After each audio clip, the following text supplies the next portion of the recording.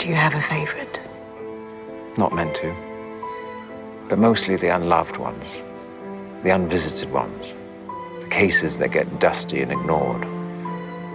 All the broken and shunned creatures. Someone's got to care for them. Who shall it be if not us? Yes.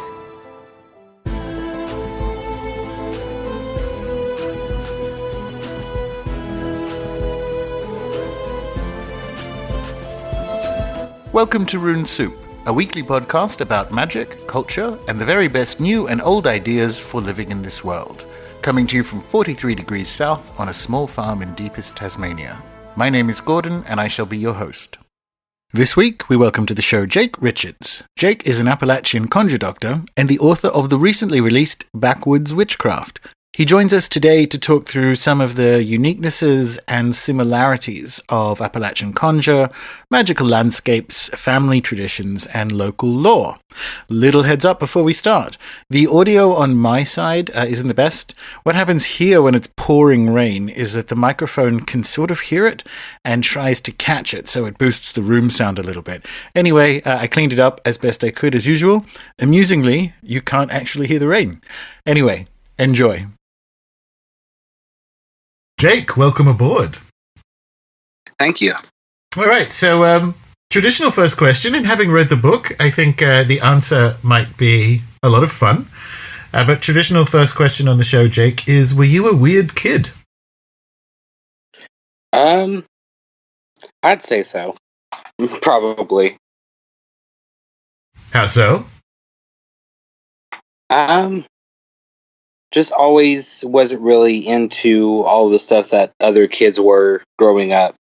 Not only because of my upbringing, but because I simply wasn't interested in it.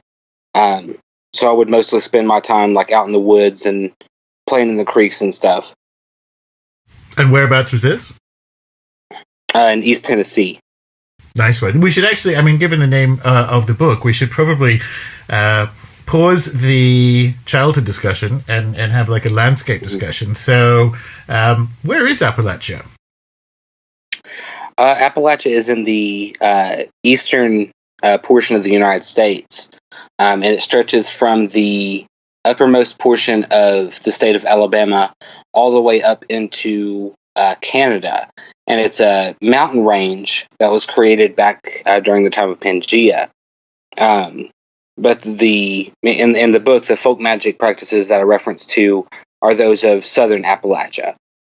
So that's basically covering the little bit of Alabama and Georgia, North Carolina, East Tennessee, Virginia, West Virginia, and eastern Kentucky.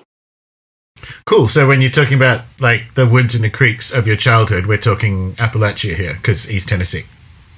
Yes. Nice one. Well, on that, because I wasn't sure whether to start with, were you a weird kid? Because you were kind of a weird pre-kid. Tell us about the pickup truck birthmark. Yeah, so my mother, when she was pregnant with me, I think she was about 3 months old, or 3 months pregnant with me, not 3 months old. She was thrown out of a moving truck going about 70 miles per hour. And, I guess I was marked by that event, because now I have a birthmark it used to be shaped like a pickup truck, but I'm not really sure exactly what it's shaped like now. Right, so it's a pickup truck when you're a kid, but then you grow and it stretches. Yeah. No, that's cool. And that is, is that a thing, or is that just something odd that happened to you? It is a thing. It's a practice called marking in Appalachia. It can happen when a mother that's pregnant has very strong cravings for like foods that aren't always satisfied. So one of my cousins, they were born with a birthmark that was shaped like a strawberry because the mom always craved strawberries, especially during the latter portion of the pregnancy, but she wasn't always able to get them. So that very strong desire for that certain food kind of marked the child. But a child can also be marked by certain taboos that aren't followed or anything like that.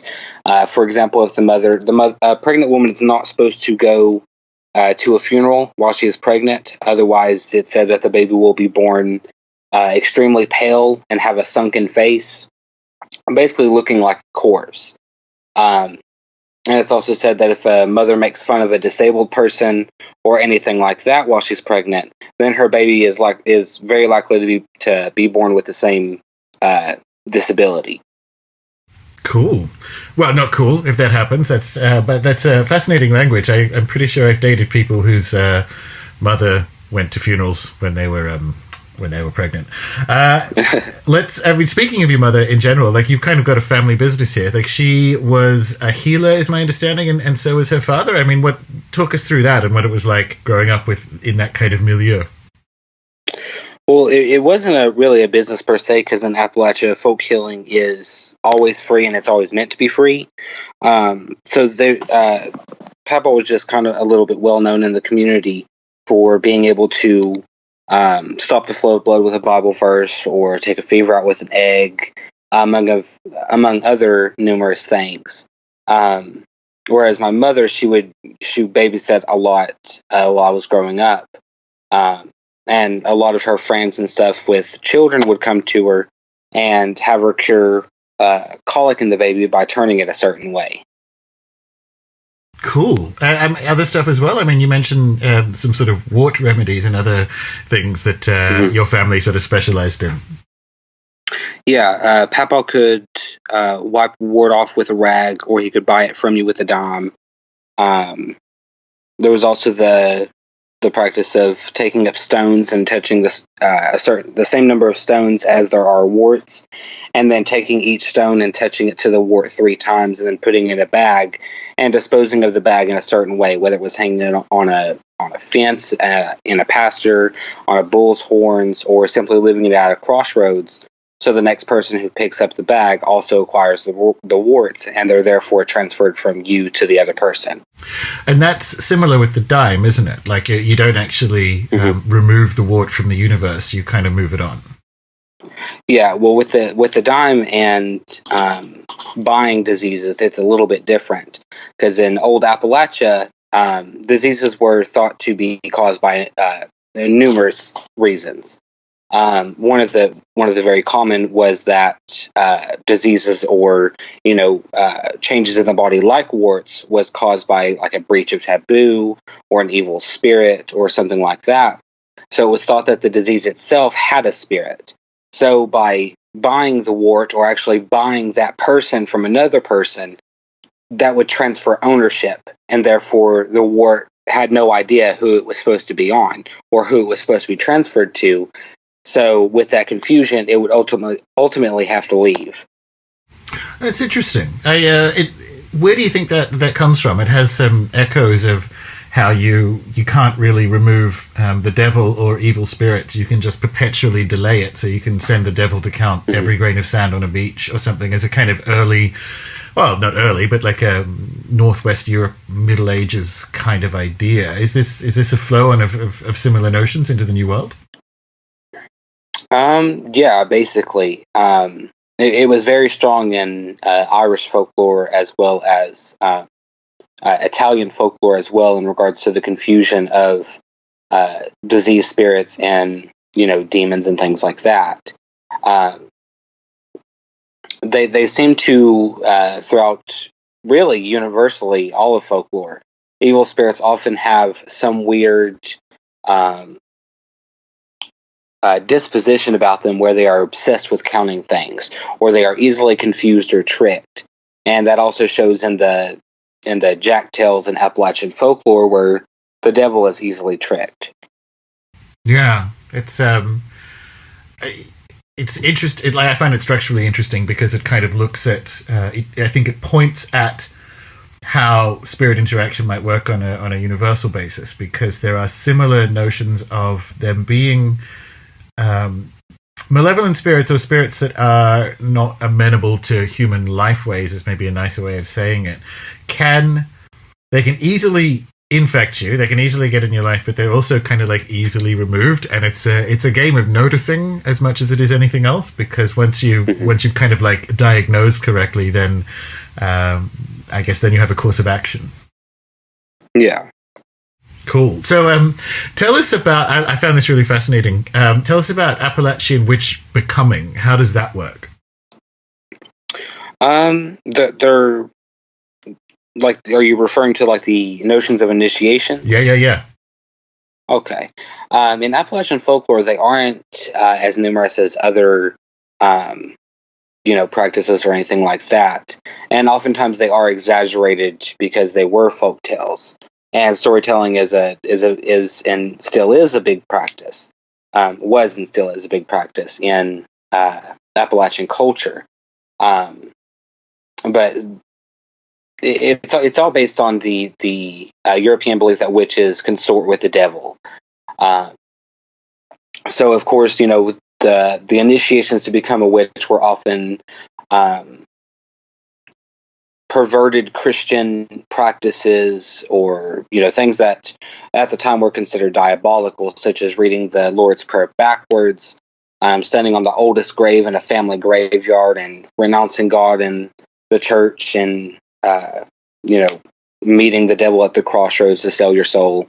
There are other tales where you're supposed to take a spinning wheel up to the top of a big hilltop as the sun is going down, and you're supposed to spin it, and then I believe there's a few variations of the tale. Either a witch will appear and come and initiate you, or the devil himself will appear and come and initiate you.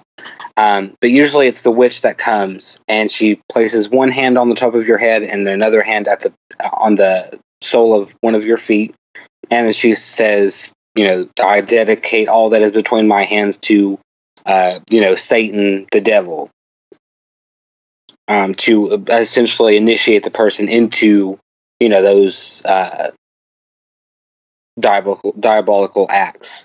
So that's what I found so fascinating, because the witch is a number of different things, and it's one of my problems with, I guess, witchcraft discourse in the 21st century is the witch is a cultural description as much as it is a thing you can be, right? So we use the term witch to describe occasionally extra-dimensional or spirit events. So particularly historically, you can see this as well. A lot of things like cattle mutilation, which UFOs, whatever they are, kind of do, and so do witches and whatever. That's clearly not human. So the word witch can be used to describe humans, but also not. And I found that really fascinating, because if we don't understand that, we miss that there is more nuanced language. So, for instance, tell us the difference between like a yarb doctor versus a witch. Yarb doctors, as well as there's a difference between the yarb doctor, the power doctor, and the conjure doctor. The yarb doctor is most essentially a folk healer that simply uses herbs or herbal remedies. I've had numerous of those in my family as well. Whereas the power doctor simply relies on faith healing, kind of like my Papa Trivet, where he would say the prayers to take the ward off, or talk the fire out, or stop the flow of blood. Whereas the conjure doctor used roots in other ways to kind of force or persuade the hand of God in a way to kind of turn the tables for you, whether it's gaining favor in court, keeping the law away, bringing a lost lover back, or even for such things as fertility or cursing an enemy. Now, in regards to witches, as they were seen in Appalachian culture, there's a lot of misinformation online that says that the word witch never became taboo in Appalachia, but that is absolutely false. Because the witch and the image that she was made to stand for has always been taboo in Appalachia, just as it had for a long time been that way in Europe. Now, the actual practice of witchcraft, or conjuration or folk healing, all of them are technically in the same ball field, because it is the act of making change by unnatural or non-physical means. But the attitude in regards to the witch or the conjure man or power doctor simply relied on the attitude of the community. So the community believed that the witch consorted with the devil, and that's where she got her power from. Whereas the power doctor or the conjure man, he got his powers from God. Usually those folks were born a certain way or marked by God to be able to do those gifts. Yeah, it's a crucial distinction, and you kind of mentioned something in passing that I want to come back to, which is that the quote-unquote good powers come from God and also run down families, and it's why you mentioned there, so one of the ways mythically one could become a witch is to stand on the oldest grave in a family graveyard and renounce God. Right now, family graveyards sound exotic to us in the 21st century, but they are actually an Appalachian thing, aren't they? Oh yeah, because we've always been very family oriented in our culture. So whenever we buried our dead, we buried them close, so we buried them on the land. There's still old, family cemeteries that are now named after the family that it started out as. But then, more people were added, and people actually bought the land and simply, started essentially running a funeral business. But yeah, family cemeteries were a very common thing in Appalachia. And so when you're looking at that, say, self-initiation into witchcraft, it's a big deal because it's not just renouncing God. You're actually kind of standing on your lineage, and going like, I'm not of this family. I'm of the devil's family now. I found that really potent. Exactly.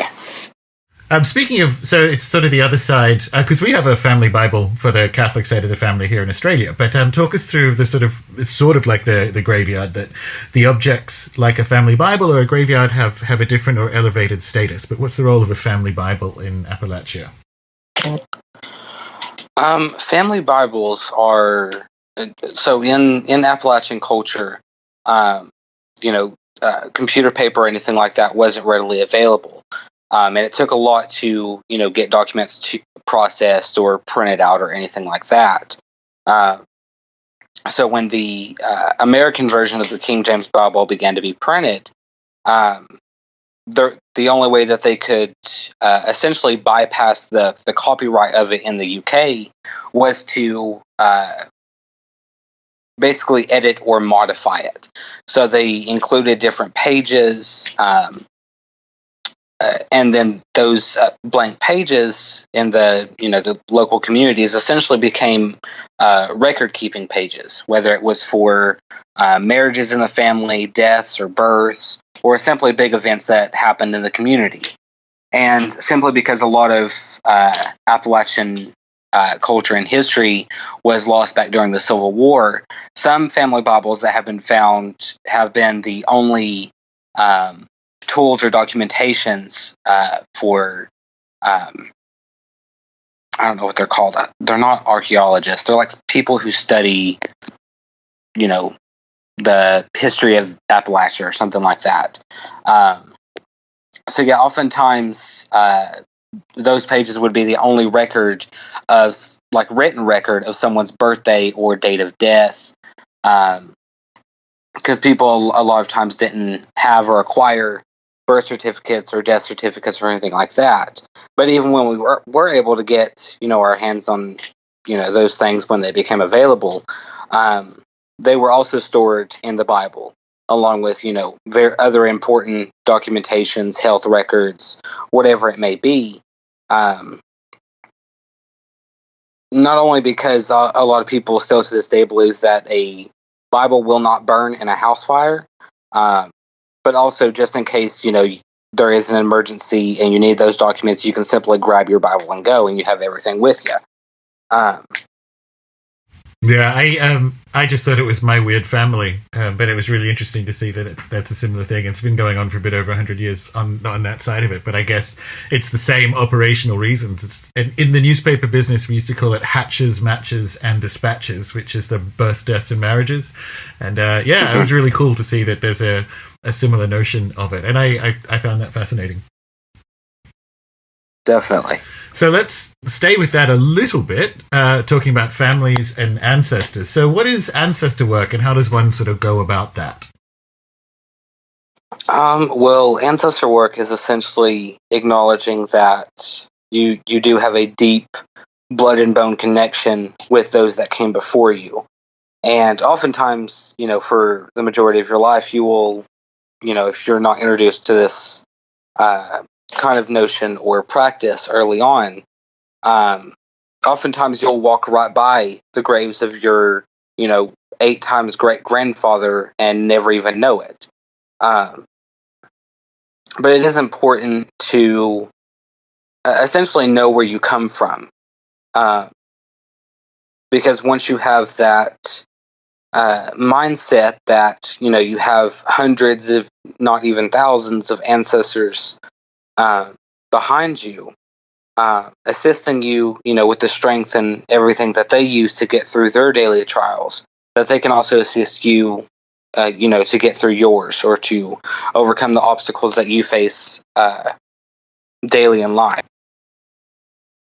So, I mean, how is that expressed in Appalachia? And also, can we widen that out into some suggestions? Because we're quite big on the recovery of ancestor work around here, given that it's been lost, and it's kind of a dereliction of duty of the living to not be looking after the dead in that sense. But like, what does it sort of look like, and if we can turn that into some, general first steps for people who might be interested in going in that direction? Well, in Appalachia, it wasn't really ever thought of, because many families will have, family reunions every single year. So you would see, distant portions of the family just about every year or so. And there was constant stories of, their elders and the elders before them, whether it was, stories of hunting or, whatever like that. So if you actually pay attention, then those stories can also be passed down through you as well. Now, for people who didn't have that leisure of speaking with their elders and learning exactly what came before in the family, then I would highly recommend one of those ancestor lineage sites like Ancestry.com or something like that. Because as long as you match up the dates and everything correctly and verify it with the your current living elders in your family, you're likely to find a lot of treasures along down the line. And so, the best way to essentially get started. The big part of it is retaining stories. Yeah. Anyway, keep going. Yeah. Exactly. Yeah. The most simplest acts that we, in the general Appalachian community do to honor our ancestors is every May, just after Memorial Day, they also have Decoration Day, which usually occurs at the very end of May, about May 30th or so. And that is when, all the family gets together and we take food and other offerings to the graves of our family members. We dress the grave, we clean it, we leave flowers. And the graves of the elders are always tended first, and then we work our way down to, those who have died most recent, whether it's children or other people. And we leave offerings that we know that they liked in life, whether that's, a pack of cigarettes, little airplane bottle of liquor, something along those lines. And on a daily basis, we essentially, just pray to them or talk to them, like we would if they were still here. And it's good to essentially, just talk to them and, let them know about your trials and triumphs in your daily life. And also, for some people, it also helps them essentially get closer to God, because they know that all their, family is waiting for them up in glory land or heaven. But if you're, some people did, take that, what's the word I'm looking for? the physical active way of venerating your ancestors would be to simply, set out their pictures or hang them on a wall, and give them a little table to where you can offer some candles, or put a Bible or whatever religious totem is biggest in your family, as well as some glasses of water and a plate for food offerings. Yeah, the good news piece, when I started doing this, started exploring how I reconnect myself over a decade ago, and was the good news piece is it's probably not that long ago that you as a family stopped doing this, because as you say, there's generally someone who's kind of accidentally or appointed to taking care of graves in your family. If you're born into a family and you know who your ancestors are, maybe if you're in a foster situation, it's different, right? But for most people, there's usually an aunt, or it might be your mother, or it might be you, who's kind of like unofficial grave tending person, even if it's once a year. And generally, if you think about, your ancestors used to pray more often, and so they would keep your dead in mind as they're praying to God and so on. Like, the good news piece is people look to recover awareness of ancestors and build that practice into their lives. It's probably not that long ago. Everyone had, like, on top of a piano or wherever it is, which is where mine was for my grandmother's case, the family photos. So you already had an altar, and somebody was also, which is my mother now, the kind of like unofficial grave person for dead family members, and it's all sort of there, and it's just a matter of becoming aware of it in your life and knitting it together and seeing which parts of that work for you and which parts don't. So I found it really interesting to go through that. Now, why May 30th? Is it just because the weather is getting better, or is that a particular date? That I'm not exactly sure of. I think it was simply because of the good timing, along with the spring rains and snow were finally over, and it was a good time to go and cut the grass or remove the debris left over from winter or anything like that.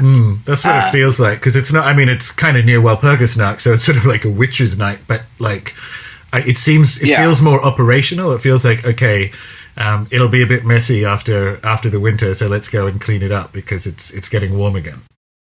Yeah, well, the relationship between Appalachian Americans and their dead has only recently begun to change, because just a little over 100 years ago, before the funeral industries and stuff like that started coming over the heels, it was the family and the neighbors that we tended to our own dead.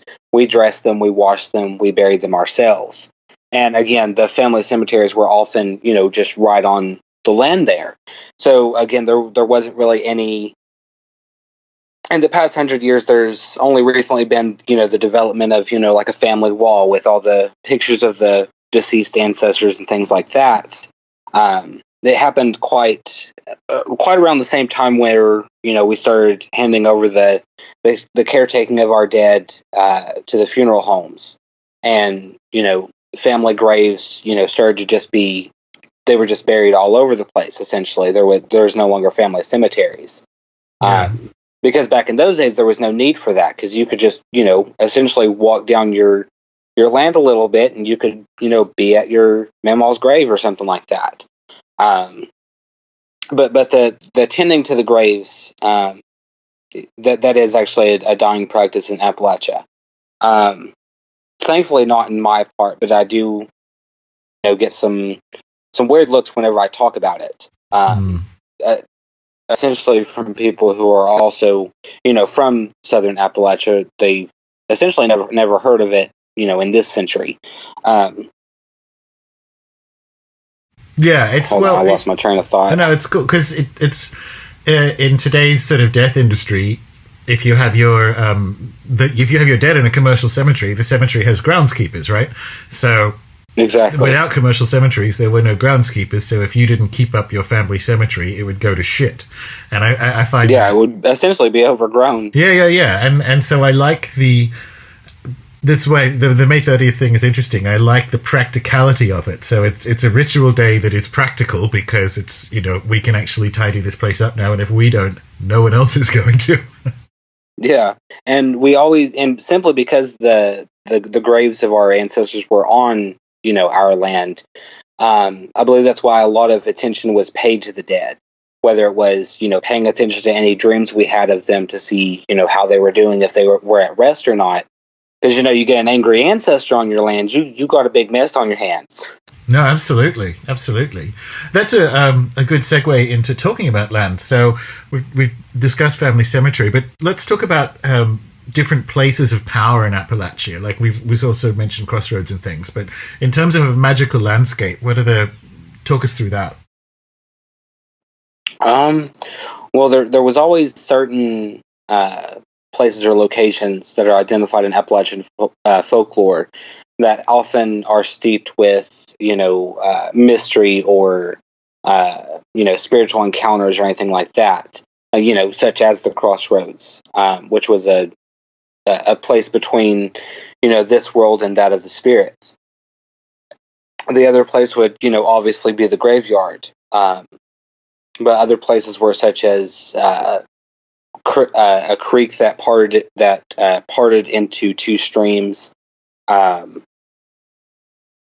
place between properties like a boundary fence.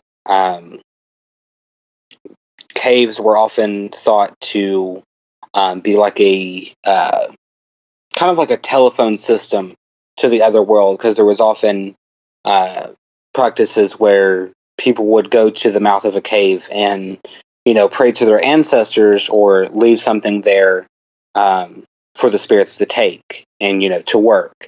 Other places of power were obviously churches, church grounds, things like that. Essentially anywhere where there was a lot of activity, essentially, whether it was religious or simply spiritual. Another place would also be bridges. Bridges are another location often seen in local ghost stories and spirit stories and things like that, where apparitions show up. But because the bridge itself has always been associated, kind of like the crossroads, it's a doorway between this world and the next. I can't remember what bridge it is. It's somewhere up in Virginia, but it's supposedly haunted, and it's like owned by a goat man or something like that. Awesome. But there was also the European belief that when a bridge is newly built, the devil acquires the first soul of whatever being crosses it. So they would often send a dog or some other animal to cross the bridge first before anybody else would. That's really fascinating. So in terms of magical landscape, it's really anywhere in a natural sense, it's anywhere that can be a between place. So if a creek splits into two, that's the same thing. That's kind of like a between or a boundary thing. I didn't realize, maybe I skipped over it in the book, but I didn't realize the cave as a unofficial telephone with the spirit world, because it's kind of true. Like caves invariably are networked. So if you're shouting into a cave, it is kind of networking like cheese through the underworld. I think that one's great. Yeah. So let's go through some, I guess, Appalachian magical terms that I found really fascinating in the book. So what's turning, Jake? Turning is essentially any practice where something is turned or flipped inside out to essentially cause the same to occur with a situation. Whether it's there was often the practice of turning vessels or anything like that upside down to quiet, noisy neighbors, as well as turning your pockets inside out or turning your hat backwards when a black cat crossed your path the wrong way to also turn away the bad luck. There's also the practice of,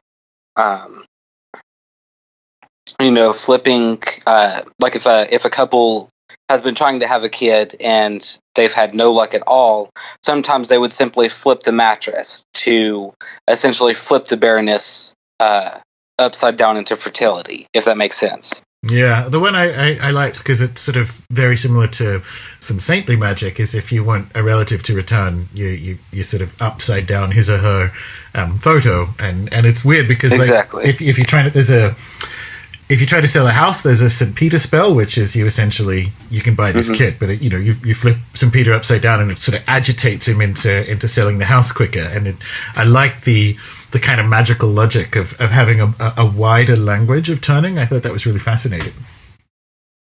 Yeah. And actually, speaking of St. Peter, there are saints in Appalachian magic, but it's a more limited cast. How come?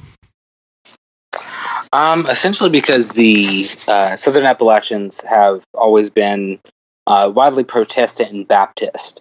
And growing up, my family, my outer family, always had a suspicion towards Catholics.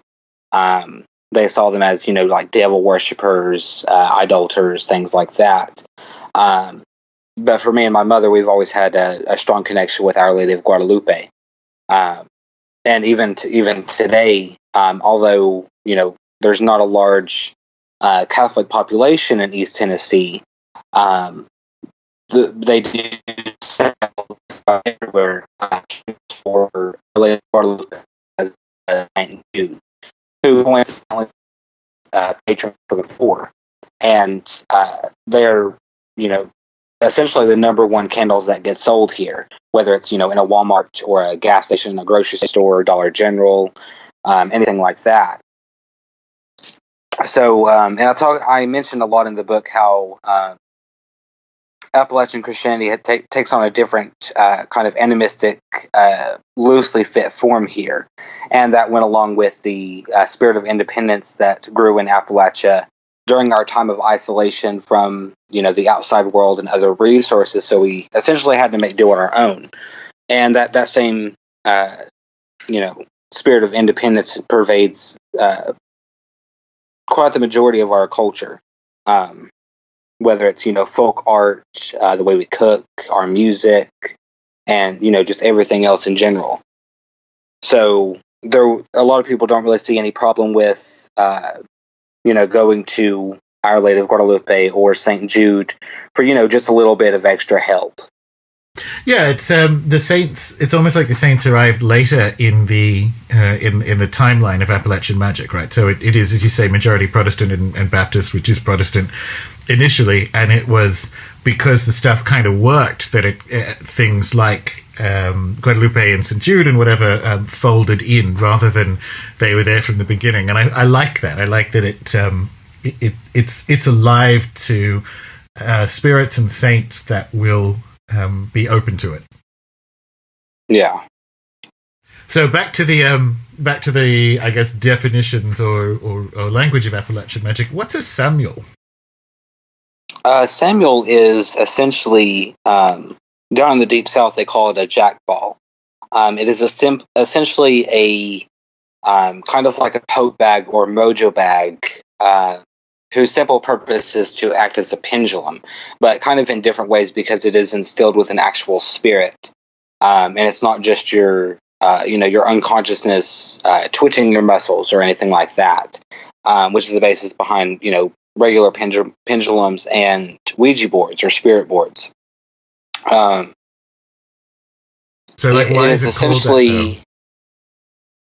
It's basically named after the story in the Bible of Samuel's birth, because his mother essentially names him Samuel because she prayed to God and he has answered him. So Samuel was the answer, and Samuels are used to ask questions about a certain situation and to get the utmost truth. Cool. I found that really interesting. I'd never heard of I mean, you can inspirit, I guess, a pendulum, but I'd never heard of a pendulum work. And does it work the same way? Do you do like a yes/no, or do you use it with a Bible? I mean, how do they generally go? There are certain traditional methods or movements, like I describe in the book, whether it moves back and forth, side to side, goes in circles, or sometimes it'll simply sit there and turn or tremble. So yeah, you essentially ask it and you address it by name, and then you ask it about the question or the situation, and it will give you an answer, whether like yes, no, or there's more to it, or possibly things along those lines. So it's kind of like a more, in my opinion, more in-depth device aside from, just a regular pendulum. And I don't think it really takes, as long as a pendulum session would to find out the root of a situation. What's divination like typically in Appalachia? Like, do they have card systems that they use? Is that something that came later? Talk us through that kind of stuff. Yeah, there were numerous people who simply read cards with playing cards, like my mother taught me. I've never really heard of anyone using tarot cards, because again, tarot cards went in with the taboo of witchcraft and the diabolical acts that were emphasized back during the Satanic Panic, and that was right along the same times that Appalachia gained TV and all that stuff. So we were able to know what was going on the other ends of the world. Yeah, cool.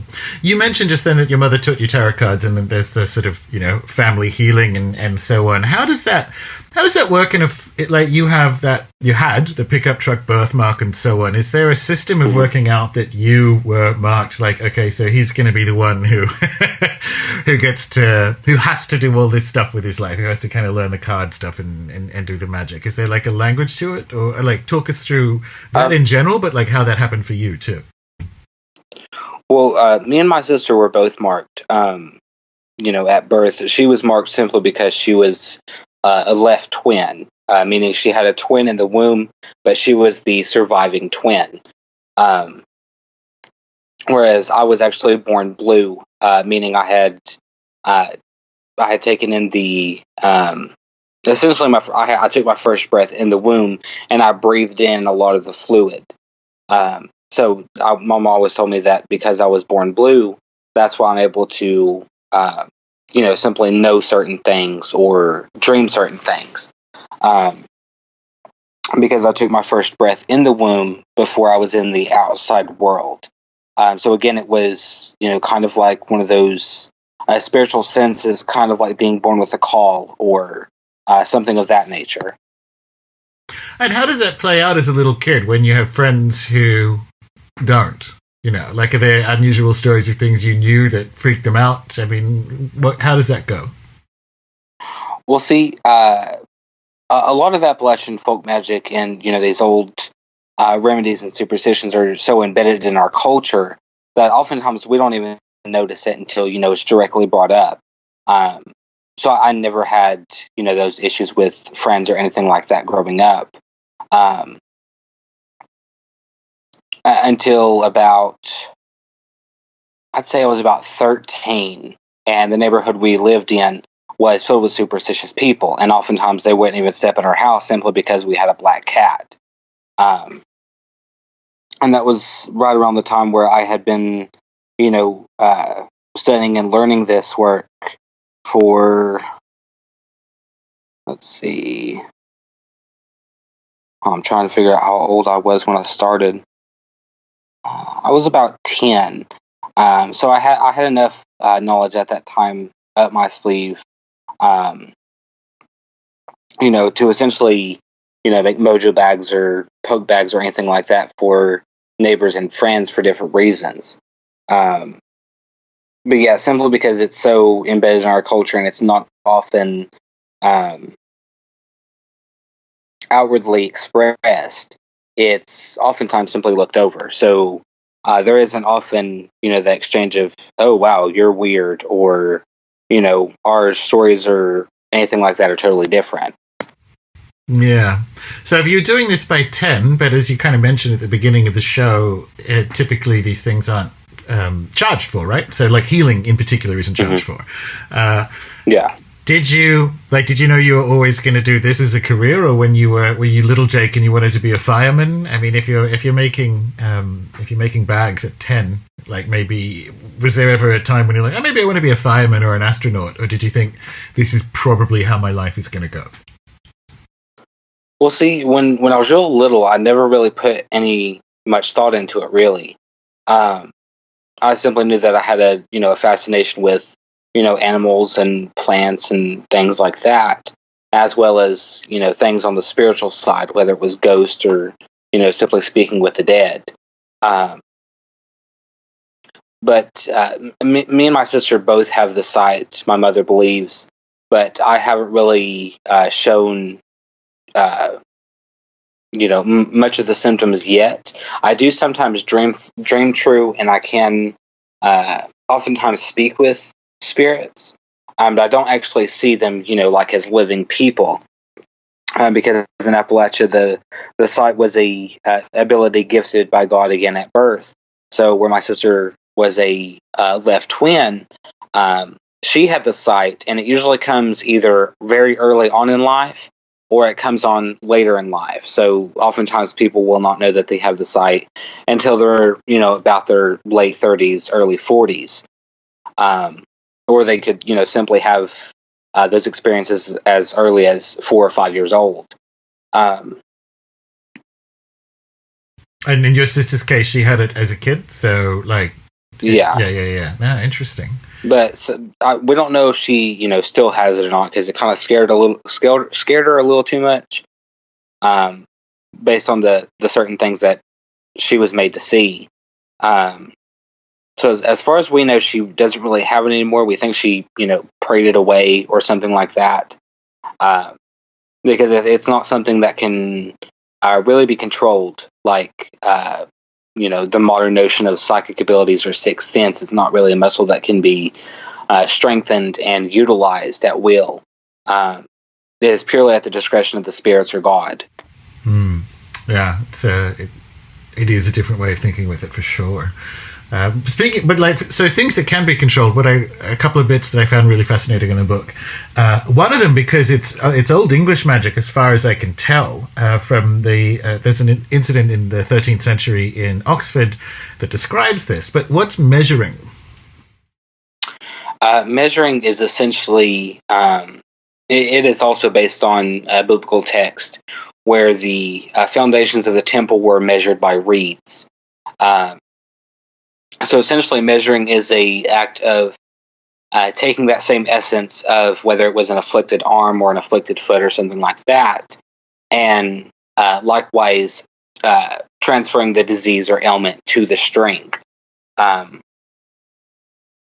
So it's kind of like making a pathway for the disease to jump to or be chased into. That way, it can be taken far away and either buried or tied to a tree or something of that nature, to likewise transfer and get rid of the disease or ailment. Yeah, so in the 13th century, I mean, I love this stuff. In the 13th century, the example that I used in the Saints course for premium members was a father. He got some string and measured his daughter head to toe, who was ill, and the account is of depositing it in a holy place of a local saint in Oxford. And what I like about that is that the exact height of the child is how you would, because he wouldn't have been able to write. It's sort of like a non-literate way of identifying his daughter, because it's her actual height, and I like that. It just seemed to me that the measuring component is another example of like, well, how do we get, because we would use words now, we would use someone's name in magic very commonly, but if you can't read or write, how do you get like an exact version of someone's broken foot or sick daughter? And I like the idea that it has a unique exact measurement, and that's a way of capturing like a version of a person or an illness. And that's really like structurally clever magic, I think. Yeah. All right, well, we'll stay on things we can do. Do you have a favorite Goofer dust recipe? Goofer dust in its popular sense wasn't really used a lot in Appalachia. Essentially, the formulas that do call for some kind of powdered substance to be used to kill someone or bring them to the grave, essentially, often simply consisted of salt, pepper, sometimes sulfur, but most of the time it was simply graveyard dirt. And that was the most common one, that people, if you were going to, as you say, bring someone to the grave, you could put, you would either use the graveyard dirt somewhere they would walk or in their shoe, or you could bury a thing of theirs in graveyard dirt, that kind of stuff. Yeah. And oftentimes the the shedded skins of venomous serpents, such as copperheads or cottonmouths, were also used, as well as dried and ground up salamanders, snails. There's a lot of different variations simply based upon the certain regions you look at, whether it's East Tennessee, Eastern Kentucky, Southwest Virginia, anything like that. Oh, cool. And let's talk a little bit, this is kind of cool, let's talk a little bit about, and as you say, there are variations, but candle placement when it comes to doing magic, because I found some interesting, and where you think it comes from, because the location of the candles looks very much like Espiritismo, left side, right side, that kind of thing, and I found that, do you think that's where it came from initially? Wait, are you referring to the cross formation of the candles? Maybe? I've literally just written candle placement, and I thought, oh, that's interesting. And it must be the cross formation, because... Okay, tell us that anyway. In that sense, the cross, or oftentimes even the simple X sign, was used to call upon the same imagery of the crossroads. So just as a cross was used to, finalize a grave, that cross symbol was also used to finalize or finish a working. So, as one of the examples I give in the book, the target's photo as well as the petition is laid in the center, whereas the 4 candles are placed on each side, making a cross formation. And it always goes from top to bottom, and then left to right if you're wanting to essentially nail down or curse the person, essentially swapping them to the side from left to right. Or if you're wanting to open up a way or channel or something like that, especially if it's for something like if you're doing some kind of healing work for blood clots, you would position the candles to the top, the bottom, the right, and then the left, because you're wanting to open up the blood vessels to, allow blood to flow. And oftentimes there is a center candle that's placed in the middle to call on that same quincux formation, or the formation of the crossroads, where there's 4 points and a center point in the middle, to not only bring in the power of the cross, the Christian cross, but as well as the crossroads, the place where man and spirit meet. Yeah, I love that. I love the logic of it, and I was going to ask as a follow-up, so is it 4 candles or is it 5, like one in the middle? Because I'm probably too OCD to just use the 4, because I'd look at it and go, but that could be a diamond. How do I know it's a cross? It's simply optional, basically. You can, use the 5 candles, or you can use the 4 candles. And that would, again, simply be based on numbers in Appalachian folk magic, because the number 5 is usually used to either fix, or the number 4 is used to disperse, or, essentially calling on the 4 directions. Okay. That's cool. I like that. I was going to ask where the disperse comes from for number 4, because, it's typically a solidity thing. I get where the 5 comes from, but the 4, if it's directional, it's like a 4-wind dispersal. So you sort of, that's cool. Yeah. I like the logic of that. There was a bit at the beginning of the book that I, as a kind of UFO nerd, found super interesting, which was to do with almost like Appalachian versions of fairy folk. So who are the moon-eyed people? The moon-eyed people, it's a folk tale. It basically goes that once the Cherokee people moved down here from the Great Lakes, there was people already living in these hills, and they were described as being blonde-haired, light, fair or gray-skinned, as well as big blue, bulging eyes. And they had this. There's also stories of colonizers, I believe, in the early 17th. Well, not the early 17th. Somewhere in the 17th century, of their encounters with them, and that they also spoke some type or variation of English somehow. even though those people had never been contacted, by the colonizers or anything like that. But the only stories that I've been able to find on the Moon-Eyed people is simply that the Cherokee fought them and they went westward after the Cherokee won. It's so fairy-like, isn't it? I mean, it's whether they were physical humans who somehow spoke English, that seems unlikely. It looks like stories of the human conquest of British Isles that were previously fairy and so on. I find that really fascinating because the Cherokee also have like a little folk notions as well, don't they? Yeah, and that is it seems to be a big trait in Appalachian folk magic and folklore, where what seems to be a creature is actually a spirit. There's some kind of small line that is crossed between the ethereal or physical.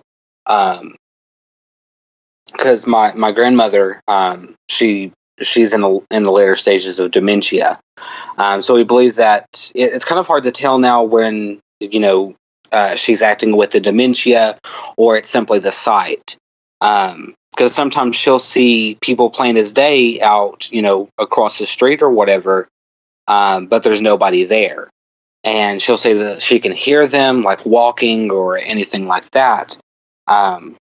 Or there's even tales of, strange creatures in the trees or anything like that. And it's, they're actually moving the tree branches or, making the leaves themselves rustle, essentially just to the onlooker.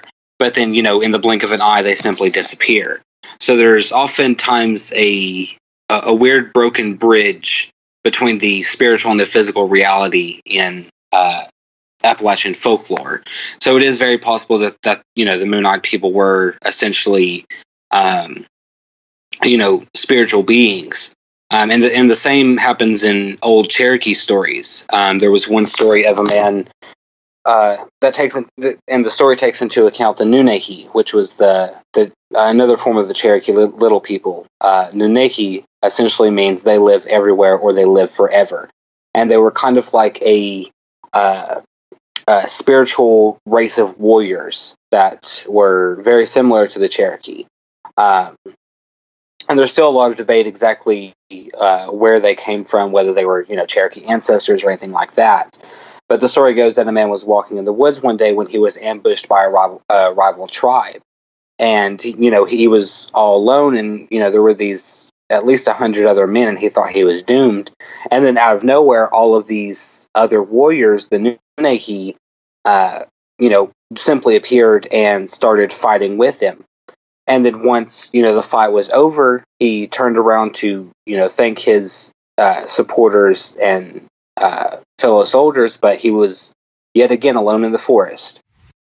Yeah, it's I've got a lot of UFO type people who listen to this, and these stories have that's somewhat similar, although it's violent, to what happened to Goethe traveling through. I think it was in Germany in the forest, but he encountered stuff that we would look at now and go,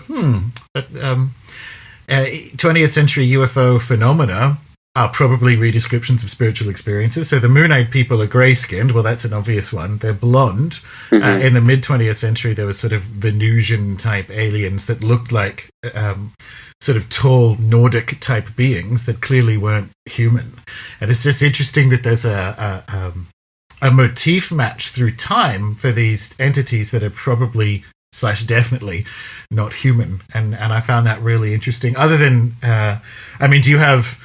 You've got them now because your grandmother's unwell, but do you have like little folk family stories as well, or like you know what I mean, like weird spirit being family stories as well? Yeah, there's one story that my grandmother on my father's side told me. It was a story about a long distant aunt. The story essentially goes that every day that her husband went to work, she would basically wander off somewhere, and she would be gone all day long until right before he returned. Well, he got a little bit too nosy and decided to know exactly what she was doing. So he acted like he was going to work, but then he hid in the trees or whatever on the property. to watch to see what his wife was doing while he was supposed to be at work.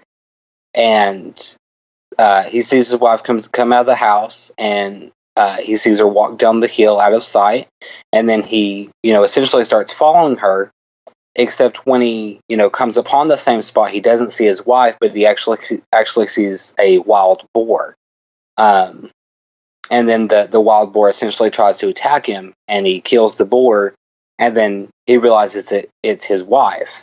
And the story goes that she was apparently a witch, and she, would go off doing some business. I can't remember what, kind of business it was, but she would apparently go doing the business in the form of a boar hog. Fascinating. I love that stuff. I love it. Lucky last question, because here in the Southern Hemisphere, obviously, we're heading into spring. And I read this and I'm like, this is good to know. Tell us about being mad while planting peppers. That was always something that I heard growing up. Apparently, if you're really mad or angry and cussing while you plant peppers or chili peppers or anything like that, anything that's supposed to have a lot of spice and a lot of kick to it, then you planting the seed while that angry is supposed to make the fruits of that plant even spicier or hotter. Yeah, so we've honestly just set up our grow room for the seed starts for this coming spring, and obviously we'll do some peppers. So it's good to know. I'm gonna get myself angry next month, and we'll see how the peppers go this season. But okay, Jake. So this has been it was a fascinating book, and this has been a really fascinating chat. For people who want to know more, tell them about yourself and where they can go to find out about you and the book and all that kind of stuff. Well, you can find the book essentially in usually every bookstore like Barnes & Noble or anything like that, as well as online at Amazon or IndieBound. I think they're also selling it on eBay. I'm not exactly sure. But you can essentially contact me for, readings, work, folk healing, anything like that at my website at littlechicagoconjure.weebly.com.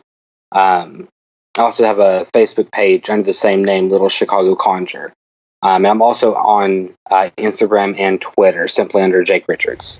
Awesome. And for people listening, that will, of course, be in the show notes. But, thanks very much. Congratulations on the book. I found it really fascinating. And, thanks for your time. Thank you. It was good.